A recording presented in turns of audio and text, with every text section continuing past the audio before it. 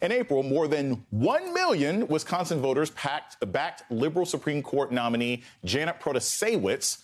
She beat her conservative challenger by a resounding 11-point margin. It was a powerful statement fueled by a public rejection of restricting reproductive rights. And it gave liberal justices a majority on the court for the first time in decades. She took the bench in August with a series of important cases set to make their way to the court, including the state's offensively gerrymandered maps, abortion access, and voting access. Almost immediately after her victory, though, Republicans began floating the idea of impeaching Protasiewicz, effectively nullifying the will of the voters. Today, Senate Republicans gathered to discuss their options for impeaching her if she does not recuse herself from redistricting cases. They claim she can't be impartial because during her campaign, she said that the current congressional maps are rigged to benefit one party, which is true. Here's the thing. Those statements do not meet the standard for impeachment or recusal. How do we know? Well, right-wing Wisconsin Supreme Court Justice Rebecca Bradley once compared abortion to slavery and the Holocaust. We talked about it on this show. Nobody impeached her for that. Just yesterday, a state judiciary disciplinary panel rejected complaints about the comments from Protasiewicz. But that doesn't really matter because Republicans have their own unprecedented plan to impeach and block Democratic Governor Tony Evers from replacing her.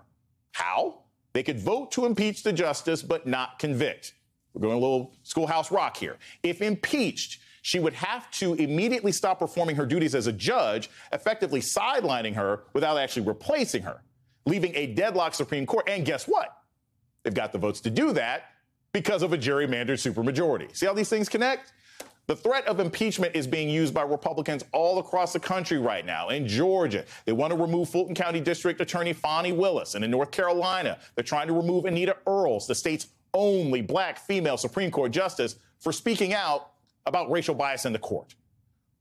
Joining me now, Ben Wickler, the chair of the Democratic Party of Wisconsin. He calls these taxes a legislative coup. He's not wrong. He joins me now. Ben, thank you so much for this. Look, this is insane. And like I said, I had to go Schoolhouse Rock because there's a lot of intimate details to this. But I want to start with today. There was a meeting of Republicans at the State House today. Do you have any word as to what their conclusion was from this meeting? Now that they're taking national heat, are they sort of backing off? Are they still emboldened? Where are we at right now? Jason, thanks so much for covering this. This is a real constitutional crisis moment. As far as I can tell, there's no state anywhere where a sitting Supreme Court justice has been impeached on purely political grounds because the legislature didn't like what they thought that justice was going to do. So this could open Pandora's box.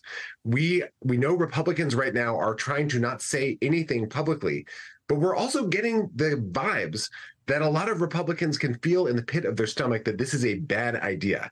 And I'm talking about, secondhand conversations that are happening across the state. When you call your state legislator, if you're a Wisconsinite, you've got to make absolutely clear that you're against this.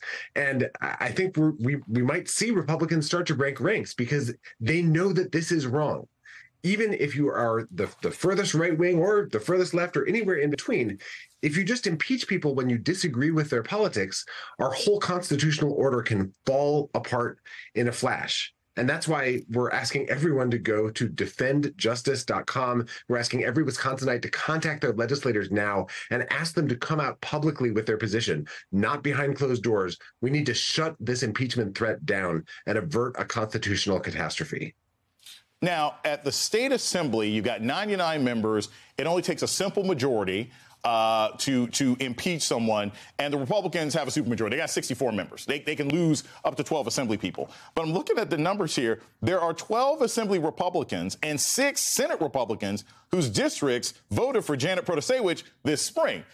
Are you specifically targeting those 6? Are you saying, hey, or those 12 and saying, hey, guys, this is going to blow up in your faces soon? Or is it sort of a general conversation that you're doing throughout the state on how this is sort of a violation of the public will?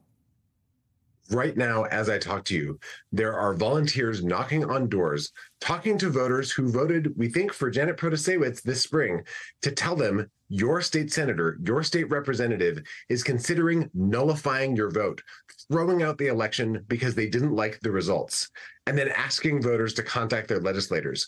This is a political disaster for Republicans. It's going to backfire so colossally if they move forward with this. It'll make the 2022 midterms in Wisconsin, where Republicans lost the governor's race, look like child's play. Republicans are playing with fire in a dynamite factory, but they think that this might be, I guess, their only way to lock in gerrymandered maps that give them total control. Even if it's good for Democrats in statewide elections, I think Republicans should back off. And I think everyone across the political spectrum will celebrate if they do. We are absolutely talking to Republicans whose districts went for Janet. But also bear in mind, there are Janet Protasiewicz voters in every district.